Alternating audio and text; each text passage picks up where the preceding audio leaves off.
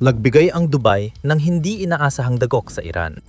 Hingal ang Tehran, hindi sa misil o bomba, kundi sa mas tahimik at nakakasakal na bagay. Matagal nang iniiwasan ng Iran ang parusa sa tulong ng pakikipagtulungan sa Dubai, kaya nananatiling buhay ang ekonomiya nila kahit may presyon mula US at Israel. Mahalagang lifeline para sa Iran ang tahimik na ugnayang ito. Nagbago ang lahat nang sumiklab ang bagong tensyon sa Gulpo, na nagtulak sa Iran na magkamali at lumampas sa hangganang hindi nito dapat nilampasan. Ngayon, malaki na ang pinsalang dulot ng pagkakamaling iyon sa kanila at maharing magdulot ng pagbagsak ng rehimen ng Iran. Para lubos nating maintindihan ang nangyayari, tuklasin natin ang kakaibang relasyon ng Dubai at Tehran at tingnan kung gaano kalalim talaga ang kanilang koneksyon. Sa madaling salita, matagal nang nagsilbing lihim na daanan ng Iran ang Dubai. Ito ang sistemang nagpapatakbo sa Iran kapag lahat ng ibang ruta ay sarado. Simula nung unang US sanctions noong 1979 at 79 na itulak ang Iran, palabas ng pandaigdigang pananalapi. Lalong humigpit ang sitwasyon noong kalagitnaan ng dekada 2000 dahil sa bagong presyon tungkol sa kanilang programang nuklear na matinding nakaapekto sa mga bangko at bentahan ng langis. Sa papel, dapat bumagal ang ekonomiya ng Iran, pero hindi ito nangyari. Bakit? Dahil naging ruta ng pagtakas ang Dubai. Nang ma-isolate ang Iran sa kabila ng Gulf, nag-alok ang Dubai ng bukas na daungan, flexible banking, at global na sentro ng kalakalan na marunong umangkop. Noong 2,018,000 kumpanyang Iranian ang nag-ooperate sa free zone. Lalo pang lumago ang kalakalan sa pagitan nila, umabot sa halos $28 bilyong sa tuktok nito. Sa Daira, mga exchange house ang napapalit ng real sa dolyar sa mga eskinita. Sa Jebel Ali, isa sa mga pinakaabalang pantalan sa mundo, may mga barkong nagdadala ng hindi rehistradong kalakal mula Iran. Napakaproduktibo ng ugnayang ito, kaya tinawag ng dating opisyal ng US Treasury ang Dubai bilang pinakamahalagang sentro sa buong network ng Iran sa pag-iwas sa mga parusa. Ipinapakita niyan kung gaano kasentro ang UAE para sa Iran.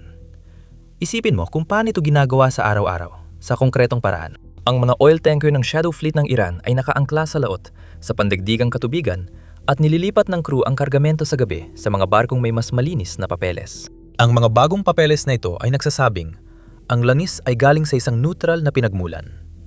Pagkatapos, ang mga tanker ay pumapasok sa napakalaking pantalan ng Jebel Ali sa Dubai, kung saan itinatala ng mga tauhan ang mga ito bilang karaniwang import. Doon, ibinibenta ang langis sa bukas na pamilihan o pinipino roon bago umikot pabalik ang kinita sa pamamagitan ng magkakapatong na mga account sa Dubai.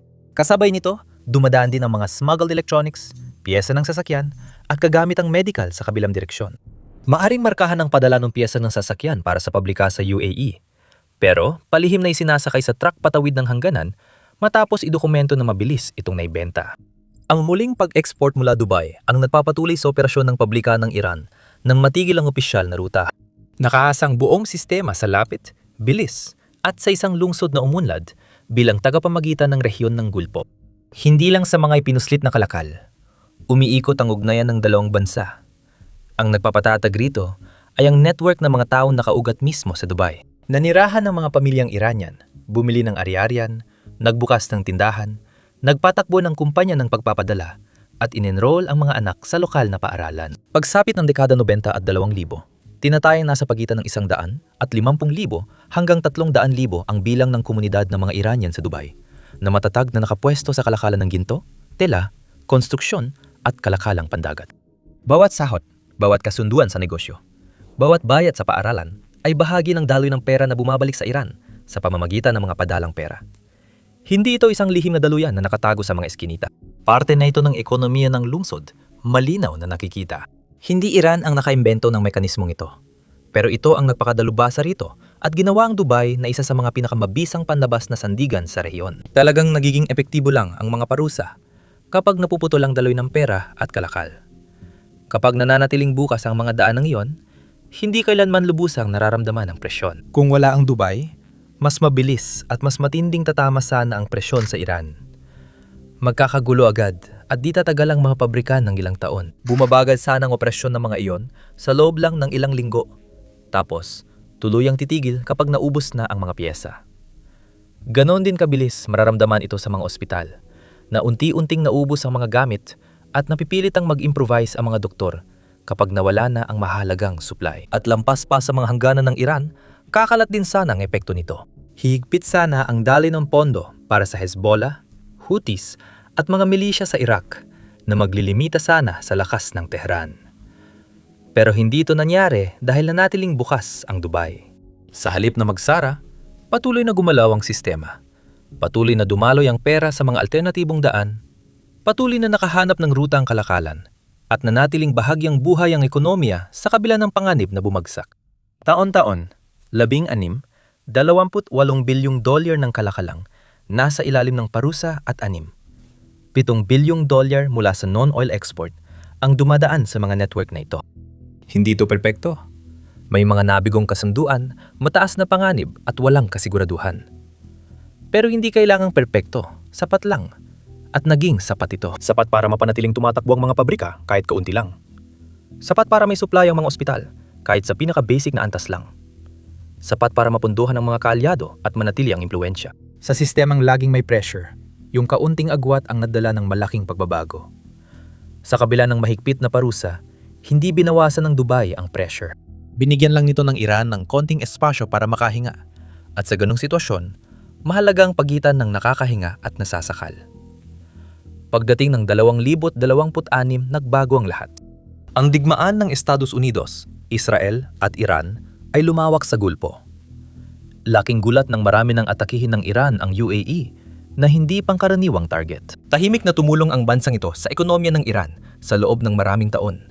Kaya't mas kapansin-pansin ang mga sumunod na pangyayari. Nang magsimula ang mga pag-atake noong huling Pebrero hanggang Marso, agad at inaasahan ang reaksyon.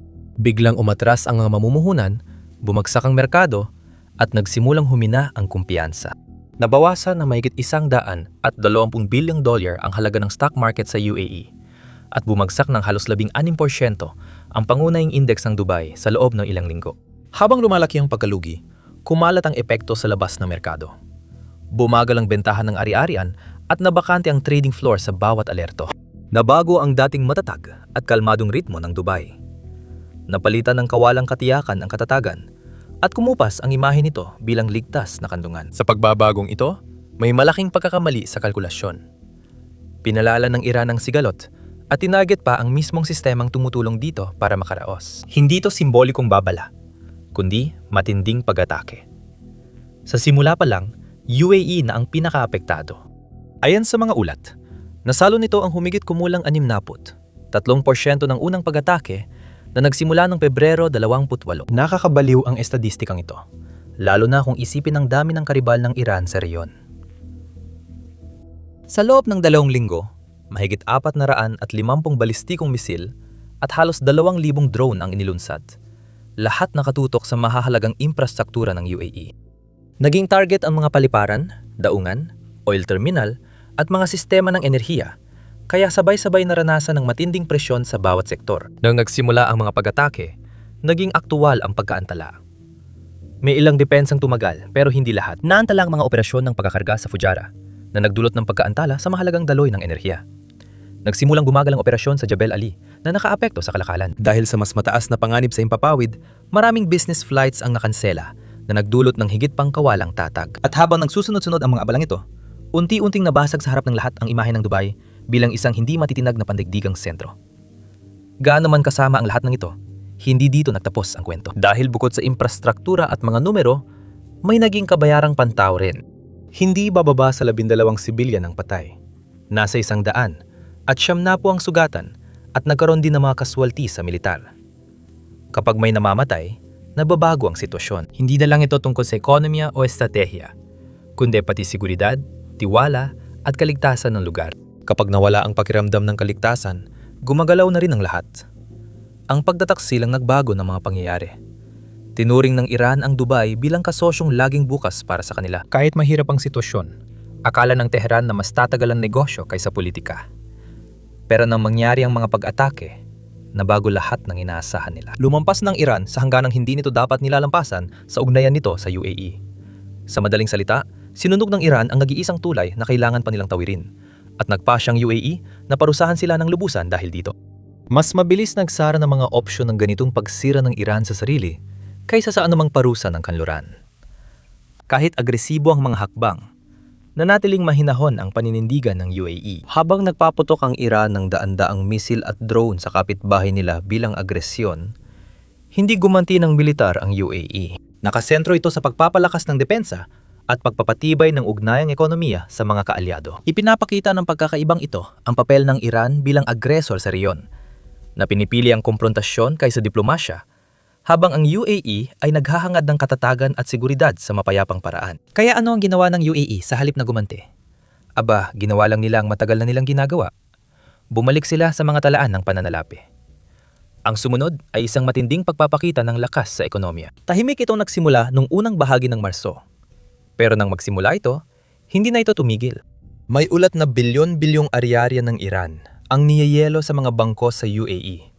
Hindi lang mga pribadong account. Ito ay mga pondong konektado sa rehimen, mga shell company na nagtatago ng iligal na kalakalan at mga nakatagong reserbang tahimik na nagpapanatili sa mga network ng Tehran.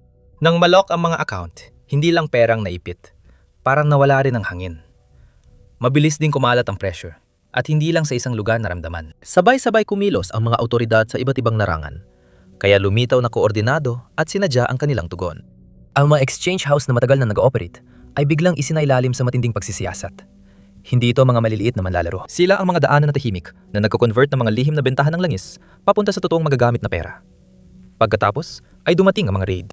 Sa buong Dubai, kumilos ang mga security team at inaresto ang 12-12 ng mga money changer na direktang konektado sa mga network ng IRGC. Ito ay mga operator na pinagkakatiwalaan, may matagal ng relasyon at marunong maglipat ng pera ng hindi namamalayan.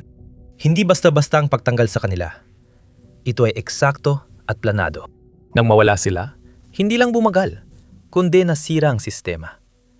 Ang mga exchange house ay hindi lang negosyo, kundi tagapag-ugnay. Sila ang nagdurugtong ng bentahan ng langis sa pera, ng pera sa lohistika, at ng lohistika sa mga operasyon sa mismong lugar.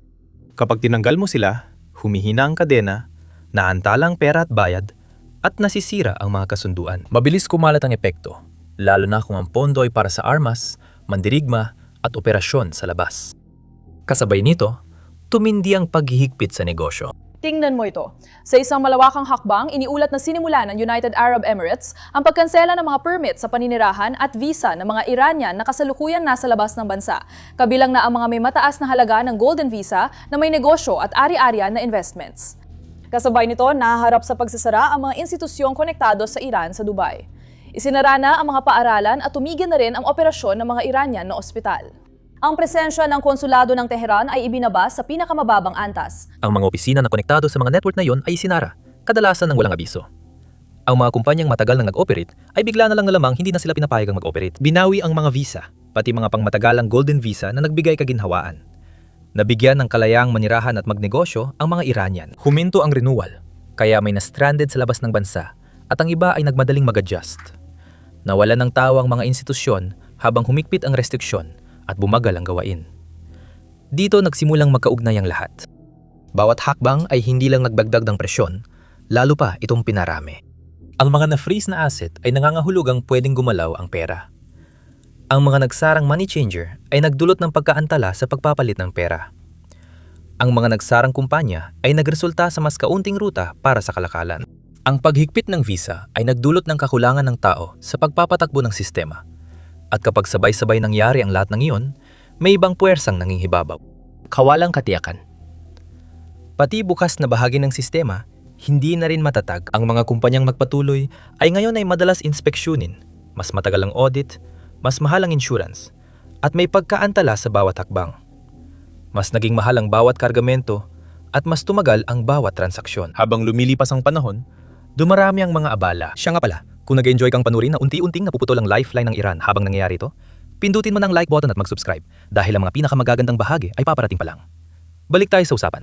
Ang lalong napahirap para sa Iran ay ang katotohanan ng Dubai ay laging malapit, mabilis at episyente. Dati, kalamangan ng pagiging malapit nila. Pero nang humigpit ang sistema, naging kahinaan ito. Nagbago ng ruta ang mga barko, kaya tumaas ang konsumo ng gasolina at humaba ang biyahe. Mas binantayan ng bagong rehistrasyon ng kumpanya at napansin na rin ang mga operasyong pantakip. Sa isang iglap, ang dating maayos at maasahang lifeline ay naging maze ng pagkaantala, tumataas na gastos at lumalaking panganib. Dahil kasabay ito ng mga parusa ng kanluran, mas naging matindi ang epekto at hindi lang basta dagdag na presyon. Tinatama nito ang pinakaugat ng paraan ng Iran para manatiling nakalutang. At dahil doon, iba ang dating nito. Makikita mo ito sa bilis ng paglabas ng epekto. Sa loob ng Iran, halos agad-agad ang naging dagok. Dahil sa pag-freeze ng bilyon-bilyong yaman at pagkaputon ng mga daluyan ng palitan ng pera sa Dubai, bumagsak ang halaga ng riyal. Sa kasalukuyan, nasa 1.47 milyon kada dolyar ang palitan sa di-opisyal na merkado, pinakamahinang antas na naitala. Habang humihina ang pera, tumatas lahat ng bagay. Ang inflation na lampas 42% noong 2025 ngayon ay higit 50%. Hindi lang ito basta nasa papel. Araw-araw at linggo-linggo itong nararanasan. Mga pamilya ang unang nakakaramdam nito. Mabilis ding nawawala ng halaga ang ipon sa isang iglap. Tumaas pa ng 18% ang presyo ng tinapay, habang ang bigas ay umakyat ng 12% sa unang 3 buwan pa lang. At habang tumataas ang mga presyo, nagsisimula ng maghigpit ang supply. Ang mga gamot at piyesa na dati ay dumadaan sa Dubai ay unti-unti nang nawawala sa mga tindahan. Dahil dito, naapektuhan din ang produksyon. Kasabay nito, apektado rin ang UAE. Ang pagputol sa kapital ng Iran ay may kapalit at ramdam ng epekto nito. Lumalambot ang merkado ng ari-arian, bumaba ng humigit kumulang 12% ang mga transaksyon na yung unang kwarto ng 2026 at humuhupa ang mga presyo sa mga pangunahing lugar. Apektado ang turismo, bumaba ng 8% ang dati ng turista mula nang magsimula ito. Hindi nakakagulat dahil walang gustong pumunta sa binumbang lugar kahit maganda pa ito. Dagdag pa, malaki ring pinsala ang tinamo ng stock market.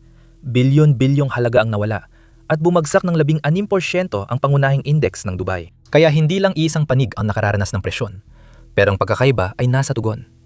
Kahit na may mga pagkalugi, patuloy pa rin ang UAE sa kanilang ginagawa. Dahil sa kanilang pananaw, nagbago na ang kanilang kalkulasyon. Mas mahalaga na ang pambansang seguridad kaysa sa negosyo. Ang pananatiling bukas sa gitna ng atake ay hindi natanda ng lakas. Tanda ito ng kahinaan. At ang kahinaang yon ay nagaanyaya ng higit pang presyon. Kaya, nagpasya na sila. Tanggapin ang kasalukuyang pagkalugi.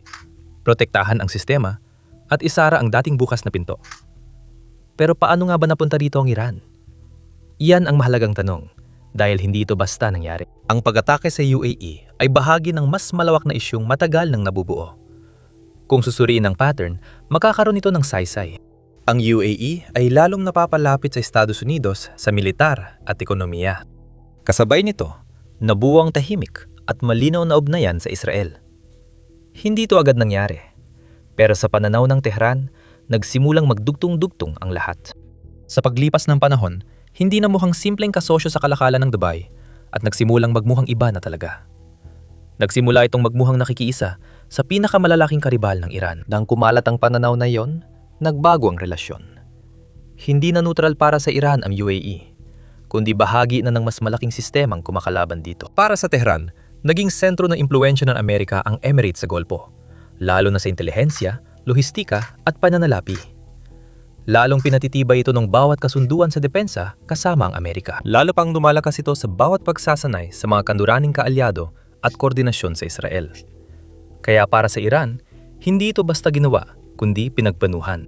Ang pag-atake sa UAE ay hindi lang pagganti, kundi pagpapadala rin ng mensahe sa kapitbahay na, ayon sa Iran, lumampas na sa hangganan. Ang bansang dating nakinabang sa tahimik na kooperasyong pang-ekonomiya ay ngayon tinitingnan bilang bahagi ng banta. Diyan nag-iiba ang kahulugan ng pag-atake. Hindi lang panimira, kundi mensahe rin. Sa pagpapalipad ng daan-daang missile at drone, nais ipakita ng Iran na hindi maaaring umasa ang mga bansa sa Gulpo sa suporta ng Amerika o Israel at isipin na hindi sila magagalaw. Simple lang ang mensahe. Kung papanig ka laban sa amin, mararamdaman mo ito. Layunin din ng Iran na yumanig ang imahe ng Dubai. Sa loob ng maraming taon, itinayo ng lungsod ang sarili nito bilang isang ligtas at matatag na sentro kung saan malayang dumadaloy ang negosyo. Ginawa ang mga pag-atake para sirain ang imahe, tamaan ang infrastruktura, guluhin ang aktibidad at yumanig ng kumpiyansa.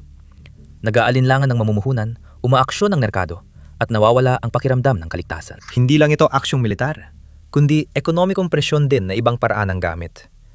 Sa isang banda, estratehiya ito ng pagkabigla. Hindi lang tumutugon ang Tehran, kundi hinuhubog din ang kilos ng iba. Pinipigilan itong higpitan ng dayuhang kapangyarihan ng kontrol sa Gulpo, gamit ang UAE bilang entablado ng mensahe. Iyan ang dahilan kaya napakatindi ng sandaling ito. Tinarget ng Iran ang sistemang tumutulong sa kanila para magbigay ng babala sa lahat ng nanonood. Hindi lang natatapos sa mga bank account at visa ang mas mahigpit na paninindigan na yon. Natural itong umaabot sa mas malalaking estratehikong desisyon. At ang mga desisyong yon ay binabago na ngayon ang rehiyon. Makikita sa UAE ang mas aktibong papel sa Strait of Hormuz. Hindi na lang ito nanonood, kundi nakikilahok na sa pagpapanatiling bukas ng kipot, kahit mga hulugan pa yon ng pakikipag-ugnayan sa mga operasyong pandagat. Kasabay nito, itinutulak nito sa UN ang isang resolusyon sa Kabanata 7 na maaring magbigay ng pahintulot na gumamit ng puwersa para mapanatiling bukas ang mga daanan ng barko, habang sinusuri rin ito ang sarili nitong papel, kabilang ang mga operasyon sa pagtanggal ng mga mina, pag-escort ng mga barkong pandagat, at pagbibigay ng lohistikal na suporta para sa mas malawak na internasyonal na koalisyon. Malaking pagbabago ito sa mas malawak na pananaw. Ang bansa ay kilala sa kalakalan at katatagan, hindi sa pagpapatrolya at seguridad sa dagat. Ngayon, ang bansang dating nagbigay ng puwang sa ekonomiya ng Iran ay nagbabalak namang pigilan ang pagtatangka ng Iran na kontrolin isa sa pinakamahalagang lagusan sa mundo. Nagdulot ng pandaigdigang krisis ang pagharang ng Iran sa Strait of Hormuz. Dito na nagsimulang kumalat ang presyon lampas sa Gulpo. 20% ng langis sa mundo ay dumadaan sa makitid na daanang ito. Kapag naantala ito, ramdam agad ang epekto. Naipon ang mga tanker o umiikot sa Afrika. Nadaragdagan ng ilang linggo ang oras ng paghahatid at milyon-milyon pa ang naubos sa gasolina. Tumaas ng 300% ang insurance premiums ng mga barkong tumatawid sa Gulpo, kaya may mga carrier na nagbabayad ng milyon para sa ligtas na pagdaan. Nagpadala ang ikalimang fleet ng US at mga hukbong dagat ng mga kaalyado ng mga carrier at destroyer. Nagsagawa ng patrol at pag-alis ng mina para panatilihing bukas ang mga daanan. Patuloy pa ring sinasakal pa rin ng mga drone, misil at minang pandagat ng Iran ang mahalagang rutang nagdurugtong sa Gulpo sa buong mundo kahit may presensya na roon. Kapag tumaas ang presyon sa dagat, agad itong nararamdaman. Umabot sa mahigit $110 kada bariles ang presyo ng lanis, na apektado ang mga mamimili sa Europa at Asia. Nag-iimbak ng gasolina at piyesa ang mga pabrika, habang naghanap ng alternatibong supply ang mga gobyerno sa mundo. Nagre-report ang mga kumpanya ng pagpapadala ng 10 hanggang 14 na araw na delay sa binagong ruta, habang tumataas ang global na inflasyon at gastos sa transportasyon. Ang nagsimula bilang isang alitan sa Gulpo ay unti-unting nararamdaman sa araw-araw na buhay sa pamamagitan ng mas mataas na bayarin sa gasolina at pagtaas ng presyo ng pagkain. Ngunit ang UAE ay may natatanging kakayahan upang tumugon sa pagbabagong ito. Dahil sa mahigit 1.5 trilyong halaga ng mga pondong pambansang yaman nito at pagiging global logistics hub, kaya nitong pundohan ng koalisyon at suportahan ng hukbong dagat at lohistika para panatilihing bukas ang Hormuz, basta't may tamang insurance guarantees. Sa paglabi sa UN para sa resolusyong nagpapahintulot sa paggamit ng puwersa at paglalaan ng yaman para sa pag-aalis ng mina at escort missions, pinapakita ng UAE na hindi na ito tahimik na host. Kumikilos ito bilang bansang nasa unahan na determinadong baliin ang mahigpit na hawak ng Iran. Pinagsamang lakas pinansyal at estratehikong layunin ang muling nagbabago sa balanse ng kapangyarihan sa Gulpo. Maliwanag ang direksyon. Hindi na tahimik na host ang UAE. Kumikilos itong parang bansang tinamaan na at ayaw ng matamaan muli. Kaya isinara ang sistemang dating inasahan ng Iran. Sa loob ng maraming taon, itinuri ng Iran ang Dubai bilang isang permanenteng katuwang. Isang lugar na palagi nitong maasahan. Hindi na totoo ang palagay na yon. Wala na ang partnership at ramdam ng pagigpit mula boardroom hanggang ruta ng pagpapadala at financial network sa reyon. Simple lang ang dahilan ng tindi nito. Hindi itinago ng Iran ang sistemang pinagkatiwalaan nila. Lantad ito at nayo'y unti-unting binabaklas. Habang tumataas ang presyo ng gasolina sa mundo, pinakamalaking dagok ito sa mga karaniwang Iranian na dating itinuturing na parang tahanan ng Dubai. Ang mga pamilya ay natayo ng mga paaralan, nagpapatakbo ng mga ospital, at lumikha ng mga komunidad na nagbigay ng pakiramdam ng katatagan sa mga tao sa labas ng Iran. Malalim ang koneksyon. Pero nang tumama ang mga misil, nasira ang pundasyon ng tiwala. Kinansela ng UAE ang libu-libong Iranian residency at business visa na tinatarget ang komunidad na dating umunlad sa Dubai. Ang mga pamilyang matagal nang nakatira roon ay biglang naipit sa ibang bansa o nanganganib mawalan ng legal na katayuan. Habang napipilitang itigil ng mga negosyante ang pagpapalawak at maghanap ng bagong base sa labas ng Emirates, isinasara na rin ang mga institusyong nag-uugnay sa dalawang panig. Hindi basta-basta ang mga pagsasarang ito. Sinasadya talaga. Ipinag-utos si Pasara noong kalagitnaan ng Marso ang ospital ng mga Iranian, pati emergency wing, na naglingkod sa libo-libo mula dekada 70. Malakas na agad ang mensahe. Sumunod ang mga paaralan. May ilang Iranian schools na isinara at tinanggal ang karatula. Nakatigil ang mga bus. Sumunod ang mga pampamayanang lugar. Isinara ang Iranian Club at iba pang sentrong bahagi ng araw-araw na buhay sa loob ng mga dekada. Hindi tahimik ang mga hakbang ng administrasyon. Lantad at simbolikong aksyon ito. Senyales na hindi napapayagan ng UAE ang mga network ng bansang umatake. Dahil dito, naging biglaan at personal ang epekto. Nagkukumahog na ngayon ng mga magulang na maghanap ng bagong paaralan para sa kanilang mga anak. Ang mga pamilyang umaasa sa mga ospital ay naghahanap ng ibang mapagkukunan ng gamutan. Ang mga negosyanteng dati ay maayos na nakakapagpatakbo sa mga free zone ng Dubai ay ngayon ay humaharap sa mas mahigpit na pagsusuri, mas matagal na paghihintay at tumitinding kawalang katiyakan. Iba ay kailangang hatiin ng operasyon sa iba't ibang lungsod para makasurvive, habang ang impormal na mga ugnayang nagpapanatiling buhay sa maliitang kalakalan ay tila natahimik. May malalim na ibig sabihin ang katahimikan dahil ang talagang nasisira rito ay ang tiwala. Ang mga relasyon na inabot ang dekada bago mabuo ay nagsisimula ng magkalas sa loob lang ng ilang buwan. May mga Iranian na tuluyang umaalis habang ang iba ay nananatili, ngunit laging binabantayan at alam nilang nagbago na ang paligid. Nagpapadala rin ng mensahe ang UAE hindi lang sa mga Iranian. Ipinapakita nito sa sarili nitong mamamayan at sa buong mundo na hindi ito basta-basta tatanggap ng mga pag-atake at magpapatuloy na parang walang nangyari. Mahalaga ito sa kung paano tinitingnan ang bansa. Ang mga mamumuhunan na nakamasid mula sa mga lugar tulad ng London at Singapore ay nakakakita ng isang bansang pinangangalagaan ang katatagan. Hindi binabalewala ang panganib. Ang mga kapitbahay sa buong Gulpo ay nakakakita ng isang sentro ng kalakalan na nagtatakda ng malinaw na mga hangganan sa halip na unti-unting mapunta sa alitan. At kapag pinagsama-sama mo ang lahat ng ito, nagiging malinaw ang pagbabago. Noon, ginamit ng Iran ang Dubai upang mapahupa ang epekto ng mga parusa. Umasa ito sa koneksyong iyon upang mapanatiling umaandar ang mga bagay-bagay.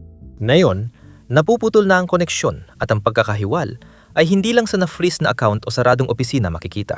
Makikita ito sa mga buhay na naapektuhan, nagkawatak-watak na komunidad at kabuhayang naging alanganin. Nagsimula ang lahat sa isang desisyong nagbago ng lahat. Sa huli, bumalik ang kwento sa orihinal na partnership at kung bakit nagbago ang lahat nang ito'y mawala. Hindi naging ordinaryong lungsod ang Dubai para sa Iran. Ito ang paraan para kayanin ng mga parusa dahil nagbigay ito ng access, likwididad, proteksyon at suportang pangkalakakalan sa maginhawang pakete. Dahil sa agresibong pagbaliktad ng Tehran laban sa UAE, isinara nilang sarili nilang daan at napilitang harapin ang mga kahihinatnan. Kinagat ng Iran ang kamay na tumutulong sa kanila, kaya kinuha ng Dubai ang pitaka. Kung ipinakita nito sa'yo kung gaano kabilis maputol ang mga lifeline at katapatan, pindutin mo ng like button at mag-subscribe para sa mas marami pang paliwanag na talagang tumatagos sa ingay.